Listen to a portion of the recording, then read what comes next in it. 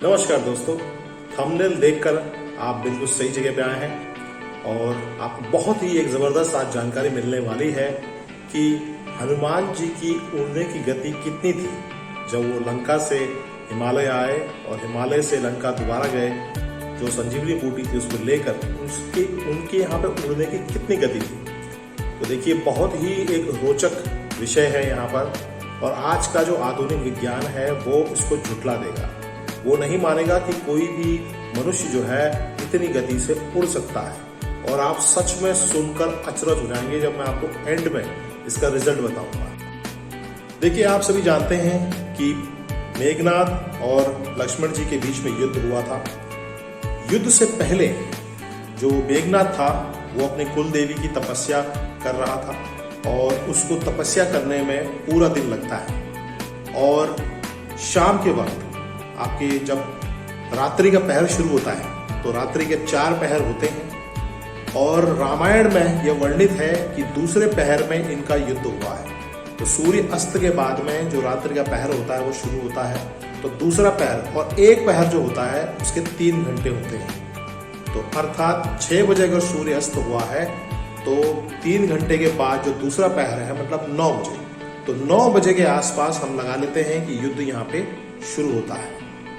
और जब युद्ध होता है तो यहाँ पर हम सभी जानते हैं कि 3 घंटे तक मतलब एक पहर तक पूरा युद्ध चलता है।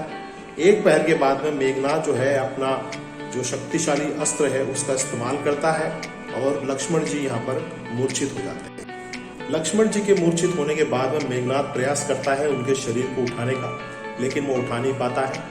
इसी बीच में जो वानर सेना है वो आती है।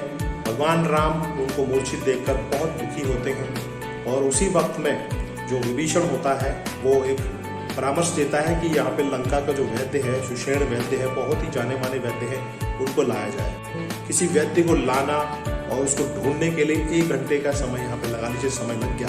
तो 1 बजे अगर वो आते हैं वैद्य, उसके बाद में वो बताते हैं कि यह संजीवनी बूटी है, हिमालय में कहीं पर प्राप्त होती है, तो वहाँ आपको लेके आना है।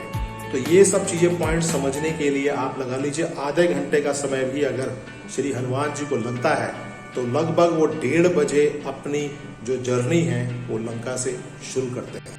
यहाँ पर एक बात और दोस्तों, सुषेण वैद्य ने हनुमान जी को ये भी कहा था कि आपको सूर्य उदय से पहले पहले लाना है, मतलब 5 बजे के आसपास भी अगर सूर्य उदय होता है तो आपको 5 बजे से पहले पहले यहाँ पे पहुंचना है। तो देखते हैं कैसे श्री हनुमान जी असंभव कार्य को संभव करते हैं। रास्ते में अब उनका यहाँ पर परीक्षा लेने के लिए और समय खराब करने के लिए एक राक्षस और मिलता है जिसका नाम है कालनेमी, जो रावण के द्वारा ही भेजा गया था। वो राम नाम का जप कर रहा था। राम नाम का जब जप जहां भी जप होगा श्री हनुमान जी तो मोहित होंगे ही होंगे।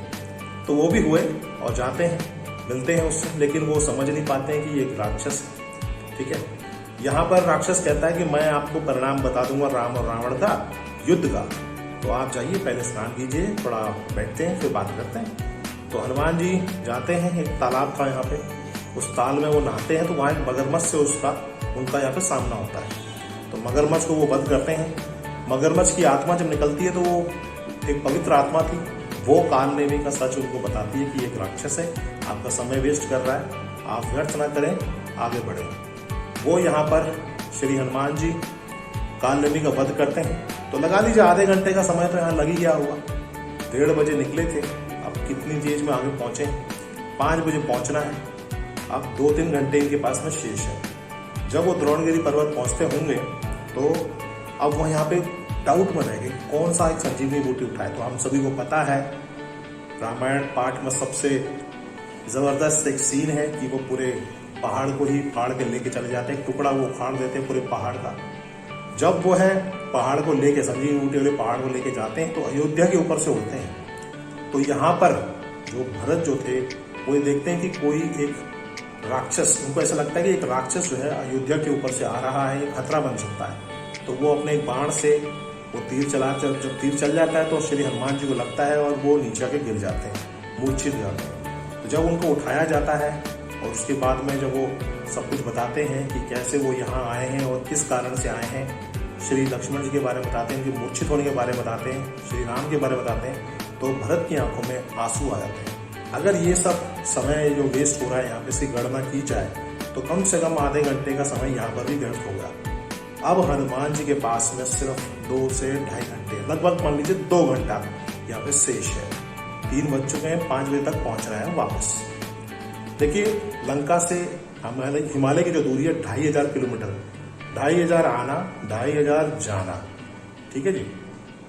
तो 5000 किलोमीटर हो गए, 5000 किलोमीटर। अब समय इनके पास में है केवल 2 घंटा।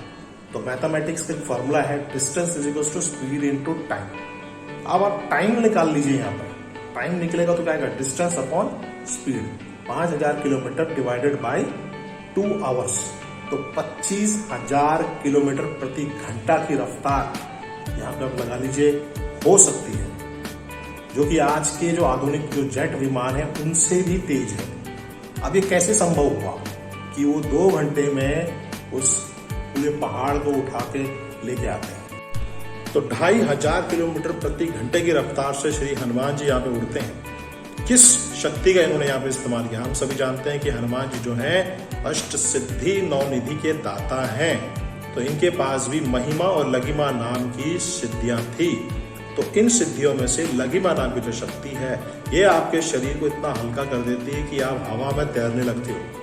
जब शरीर इतना हल्का हो जाएगा तो उस पर गुरुत्वाकर्षण का तो कोई प्रभाव पड़ेगा नहीं। तो उन्होंने लगिमा, ऐसा माना जाता है कि रामायण में भी ये कहते हैं कि, और बहुत से लोगों का मत भी है कि श्री हनुमान जी ने अपनी सिद्धियों में से एक लगिमा नाम की सिद्धि का यहाँ पे इस्तेमाल किया, और उन्होंने बहुत अल्प समय पे उस संजीवी बूटी के पूरे पहाड़ को लंका तक पहुंचाया, जिससे श्री हनुमान जी ने लक्ष्मण जी की यहाँ पर जान बचाई। तो धन्य है श्री राम, जिन्होंने विश्वास किया था हनुमान जी के ऊपर, उनकी शक्तियों के ऊपर।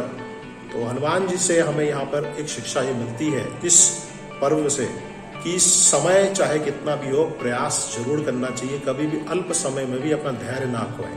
तो धैर्य होगा और आपके पास में आशीर्वाद होगा, शक्तियां होंगी, तो आप किसी भी असंभव से असंभव कार्य को संभव कर सकते हैं।